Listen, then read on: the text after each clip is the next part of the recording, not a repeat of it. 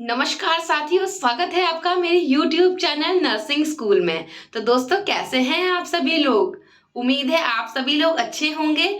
और आज की क्लास में आपके लिए ले आई हूं जो कि SGPGI PGI Chandigarh and OSSC के इम्पोर्टेंट क्रैकिंग MCQs हैं आपके लिए, और लास्ट टाइम मिनट प्रिपरेशन है आपके लिए।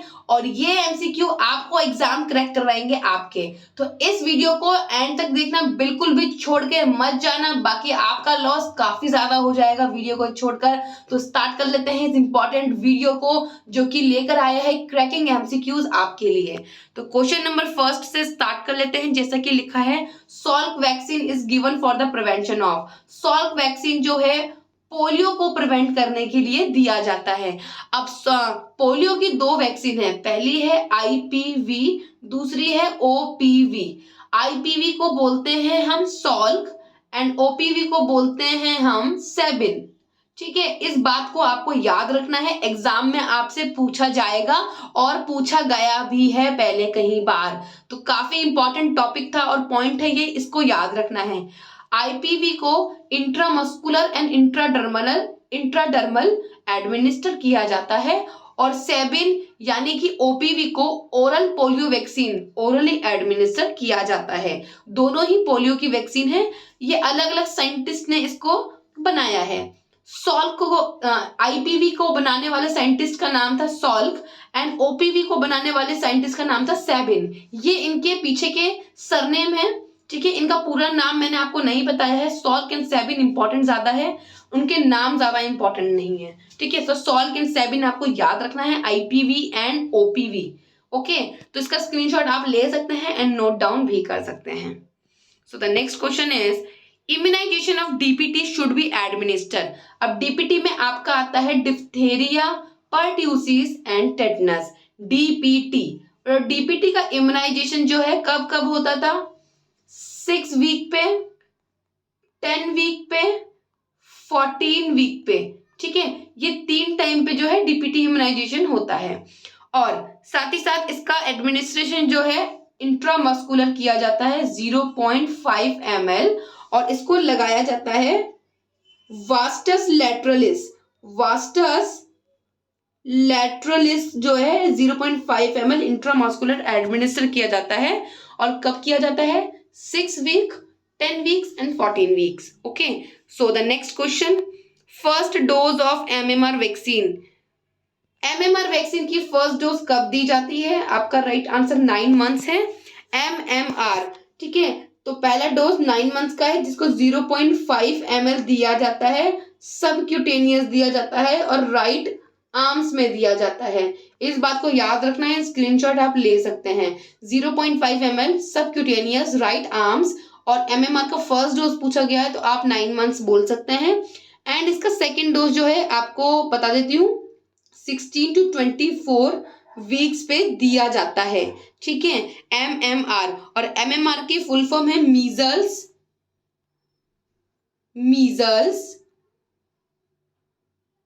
Mums and rubella. ओके, तो ये आपकी फुल फॉर्म है। सो द नेक्स्ट क्वेश्चन आपको बता दूं, हाँ एक बात और बताऊं आपको, MMR वैक्सीन जो है अब हमारे शेड्यूल में नहीं है, पार्ट नहीं है शेड्यूल का, बिकॉज इसको चेंज करके MR कर दिया गया है, MR1 MR2। MR1 की डोज 9 to 12 मंथ्स में दी जाती है एंड MR2 की 16 to 24 वीक्स पर। ओके, तो सब कुछ सेम है, बस MMR की जगह MR1 MR2 कर दिया गया है। सो the next question, frozen DPT vaccine should be. जो फ्रोजन DPT होती है उस वैक्सीन को डिस्कार्ड कर देना होता है, ये याद रखना, इंपॉर्टेंट पॉइंट है, भूलना नहीं है।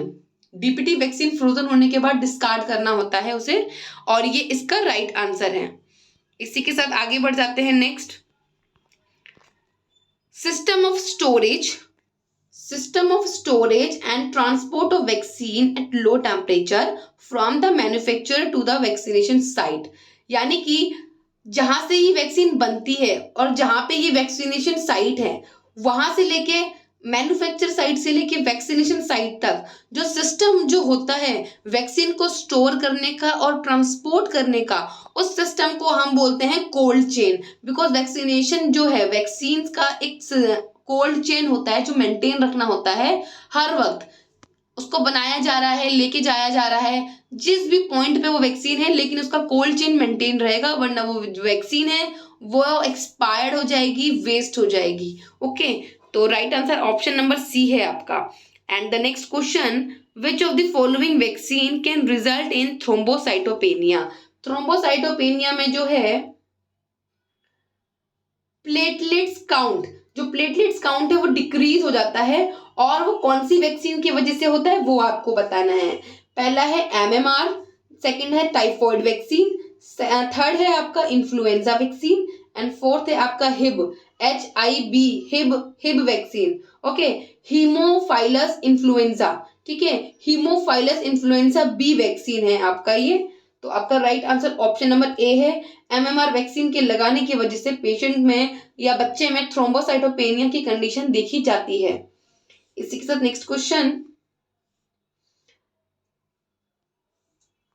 The vaccine if contaminated can cause toxic shock syndrome. ठीक है, अगर इसमें कौन सी वैक्सीन है जिसके कंटामिनेट होने की वजह से जो बेबी है, बच्चा है, उसे टॉक्सिक शॉक सिंड्रोम क्रिएट हो सकता है? तो आपका राइट आंसर जो है ऑप्शन नंबर ए है, मीजल्स वैक्सीन अगर कंटामिनेट तरीके से लगाई जाए या वो कंटामिनेटेड हो जाए तो उसकी वजह से बच्चे में टॉक्सिक शॉक सिंड्रोम की कंडीशन देखने को मिलती है। इसी के साथ नेक्स्ट क्वेश्चन है, क्वेश्चन में पूछा गया है डीपीटी का कौन सा वैक्सीन है जिसकी वजह से न्यूरोलॉजिकल कॉम्प्लिकेशन देखने को मिलती है बच्चे में? पहला है pertussis, diphtheria, tetanus and all of these. तो आपका right answer option number A है, पर्ट्यूसिस। पर्ट्यूसिस का राइट आंसर है जिसकी वजह से न्यूरोलॉजिकल कॉम्प्लिकेशन देखने को मिलती है। इसी के साथ नेक्स्ट आगे बढ़ जाते हैं। ये तो मैंने आपको पहले बता ही दिया था, फिर से हम देख लेते हैं। यहाँ पे बोला है डीपीटी का पहला डोज 6 वीक पे लगता है, सेकेंड डोज 10 वीक्स पे लगता है, एंड थर्ड डोज 14 वीक्स पे लगता है। 0.5 ml इसे दिया जाता है, वास्टस लेटरलिस इसकी साइट होती है। प्राइमरी वैक्सीन 3 डोजेज होती हैं, 4 वीक्स के इंटरवल पे लगती है, और प्रिफर्ड एज है before the age of 6 months. Okay, तो this is very important part of your MCQs, so screenshot ले सकते हैं आप। एंड नेक्स्ट क्वेश्चन है आपका, one of reported side effect of rotavirus vaccine. Rotavirus vaccine जो है ओरल वैक्सीन है जो कि रोटावायरस डायरिया की कंडीशन में बच्चे को दी जाती है, जिसका इंटरवल है 6 वीक, 10 वीक एंड 14 वीक का जो टाइम होता है, तब रोटावायरस वैक्सीन को एडमिनिस्टर किया जाता है। और इसका साइड इफेक्ट पूछा गया है, तो पहला साइड इफेक्ट है पेन, सेकंड है एफ्थस अल्सर, थर्ड है गैस्ट्राइटिस एंड फोर्थ है इंटूससेप्शन, जो कि इसका राइट आंसर है।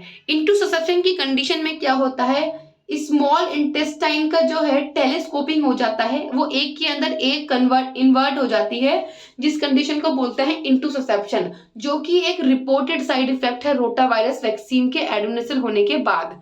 ओके, सो रोटावायरस वैक्सीन को जो है एडमिनिस्टर किया जाता है ओरली बच्चे के माउथ में, जो कि 2 से 3 डोजेस दी जाती है रोटावायरस की। इसकी जो डोज है 6 वीक पे स्टार्ट होती है और 4 वीक के इंटरवल पे 3 डोज दी जाती है, जैसा मैंने आपको अभी बताया था। 6 वीक, 10 वीक्स एंड 14 वीक्स पे जब पेंटावेलेंट वैक्सीन दी जाती है, उसके साथ रोटावायरस वैक्सीन को भी एडमिनिस्टर किया जाता है। इसी के साथ नेक्स्ट क्वेश्चन है आपका, what reaction might occur due to tetanus vaccine? Tetanus vaccine के एडमिनिस्टर करने के बाद कौन सी रिएक्शन देखने को मिलती है? तो यहाँ पे जो ऑप्शन नंबर बी है, ब्रेकियल न्यूराइटिस। ब्रेकियल न्यूराइटिस एक ब्रेकियल पेरिफेरल न्यूरोपैथी की कंडीशन है, जो कि टेटनस की वैक्सीन को एडमिनिस्टर करने के बाद कई बार साइड इफेक्ट देखने को मिलता है। तो आपका ऑप्शन नंबर बी करेक्ट है। ब्रेकियल न्यूराइटिस की कंडीशन में क्या होता है कि पेरिफेरल न्यूरोपैथी हो जाता है, जिसकी वजह से chest, shoulder, arms and hands affect हो जाते हैं काफी ज्यादा। और पेरिफेरल न्यूरोपैथी में पेन काफी ज्यादा होता है और जो नर्व का फंक्शन है वो भी लॉस हो जाता है।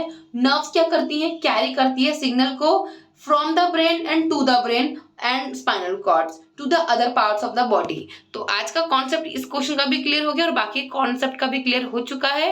एंड अगर कोई कॉन्सेप्ट क्लियर ना हुआ हो तो आप मुझसे कमेंट सेक्शन में पूछ सकते हैं जाकर। एंड प्लीज फिर से आपको मैं रिक्वेस्ट करना चाहूंगी, मेरे काम को सपोर्ट करते हुए प्लीज चैनल को सब्सक्राइब करके जाना दोस्तों, एंड वीडियो को लाइक करके आगे दोस्तों तक शेयर कर देना। एंड एग्जाम के लिए best of luck. Thank you so much video को एंड तक देखने के लिए। तो सो सकता है तब तक के लिए goodbye and take care.